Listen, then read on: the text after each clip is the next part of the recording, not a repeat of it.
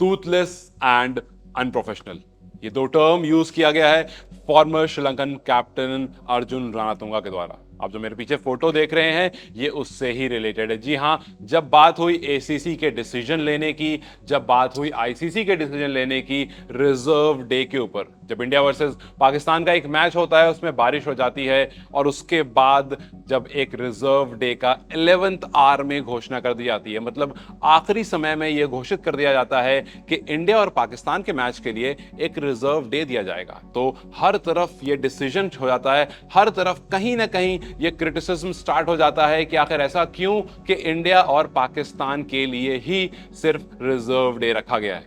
मतलब कहीं ना कहीं अंदाजन उन्होंने यह बयान कर दिया कि ऐसा तो नहीं कि आईसीसी और एसीसी किसी के दबाव में है। दबाव किसका होगा? क्या बीसीसी का दबाव होगा? न जाने किसका दबाव होगा, वो तो बेहतर जाने अर्जुन रणतुंगा, जिन्होंने ये कहा है कि कहीं ना कहीं अनप्रोफेशनलिज्म झलक रही है जिस तरह से ये एशिया कप कराया गया है। उन्होंने टूथलेस जो टर्म यूज करा, जनरली उसका मतलब यह होता है कि एक पावरफुल आदमी या एक पावरफुल ऑर्गेनाइजेशन जो शायद जिसके पास पावर नहीं है, या फिर वो शायद सिर्फ देखने में पावरफुल और वाकई वो पावरफुल नहीं है। तो इसी तरह से उन्होंने एलिगेशन लगाते हुए कहा कि जिस तरह से आईसीसी ने और जिस तरह से एसीसी ने लास्ट मोमेंट पर इंडिया और पाकिस्तान के लिए एक रिजर्व डे घोषित कर दिया, शायद वो नहीं होना चाहिए था। और वाकई अगर आप देखेंगे तो उस reserve day, let's say for example आप एक बार ये सोच लें कि उस मैच में बारिश हो गई और उसमें रिजर्व डे नहीं होता, जो कि बारिश हो गई थी और दूसरे दिन मैच कंटिन्यू हुआ था, अगर उसमें रिजर्व डे नहीं होता तो वहां पर पॉइंट इंडिया के पास नहीं आता, क्योंकि इंडिया ने उस मैच में पाकिस्तान को हरा दिया था। लेकिन अगर रिजर्व डे नहीं होता तो 1-1 पॉइंट दोनों टीम को मिल जाते। इसका मतलब है कि इंडिया के पास एक पॉइंट कम होता। तो कल जब इंडिया बांग्लादेश से खेल रही थी तो शायद वो मैच जो इंडिया हार गई उतना ही क्रूशल हो जाता उसके लिए, और शायद पाकिस्तान के पास एक पॉइंट और रहता।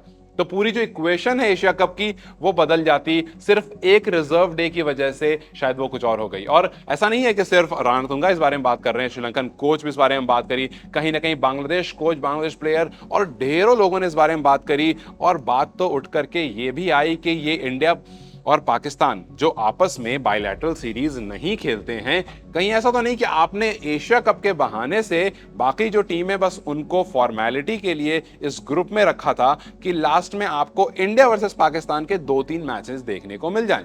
मतलब हो तो यह भी सकता था कि इंडिया और पाकिस्तान फाइनल खेलती अगर पाकिस्तान अपना पिछला मैच नहीं हारती तो, या अगर पिछला मैच पाकिस्तान एक अच्छी मार्जिन से जीत जाती तो पाकिस्तान फाइनल में होती इंडिया के साथ।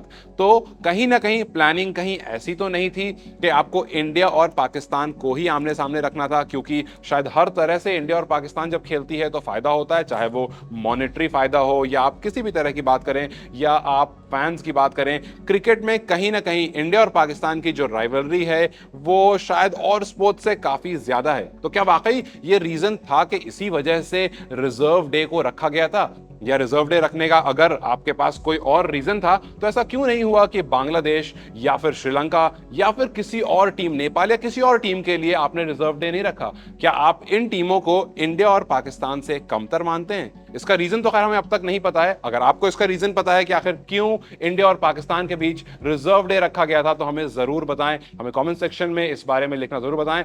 और अगर आपको ये वीडियो अच्छी लगी हो तो इस वीडियो को लाइक करें। अगर हमारे चैनल को अब तक सब्सक्राइब नहीं करा है तो please subscribe the channel. Thank you.